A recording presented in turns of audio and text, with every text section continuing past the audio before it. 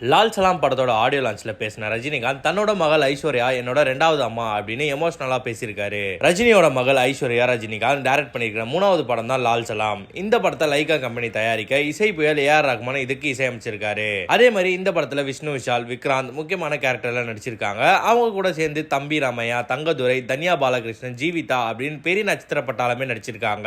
முக்கியமா super star Rajinikanth இதுல cameo ரோல்ல நடிச்சிருக்காரு. ரஜினி கேமியோ ரோல்ல நடிச்சிருந்தாலும் இது ரஜினி படமாவே ப்ரோமோட் பண்ணிட்டு வராங்க. அந்த வகையில லால் சலாம் படத்துக்கு ரஜினியோட ஃபேன்ஸ் மத்தியில மிகப்பெரிய அளவு எதிர்பார்ப்பு இருக்கு. இந்த நிலையில படத்தோட ஆடியோ லான்ச் நேத்து சென்னையில நடந்துருந்துச்சு. இதுல கலந்துகிட்ட ரஜினிகாந்த் தன்னோட மகள் ஐஸ்வர்யாவை பத்தி எமோஷனலா பேசியிருந்தாரு. அதுல அவர் என்ன சொல்லியிருந்தாருன்னா, லால் அப்படின்னா சிவப்பு, வன்முறை, ஆபத்து, புரட்சின்னு அர்த்தம். ஐஸ்வர்யா அந்த புரட்சியை தான் கையில எடுத்திருக்காங்க. ஐஸ்வர்யா இந்த படத்தை பத்தி என்கிட்ட சொல்லும் போது இது நேஷனல் அவார்டு வாங்கணும்னு சொன்னாங்க.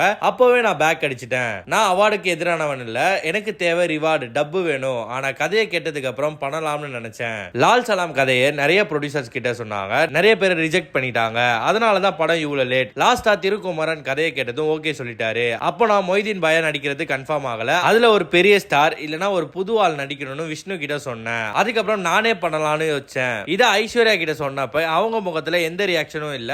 இது ரொம்பவே சென்சிட்டிவான கதை அப்படிங்கறதுனால நானே நடிக்க ஓகே சொல்லிட்டேன். ஐஸ்வர்யா எனக்கு ரெண்டாவது அம்மா மாதிரி. கடவுள் கிட்ட பையன் வேணும்னு கேட்டா நீ போன்னு அனுப்பி வைப்பாரு. ஆனா பெண் குழந்தைய கேட்டா நானே வரேன் அப்படின்னு கடவுளே வந்து பிறப்பாரு. அப்படிதான் என்னோட ரெண்டு மகள்களும். என்ன பொறுத்தவரை ஐஸ்வர்யா என்னோட ரெண்டாவது அம்மா அப்படின்னு சொல்லி எமோஷனலா ஆகிட்டாரு ரஜினிகாந்த். மக்களே, இதை பத்தி நீங்க என்ன நினைக்கிறீங்க அப்படின்னு சொல்லிட்டு ஏன் கூட கமெண்ட் செக்ஷன்ல ஷேர் பண்ணுங்க.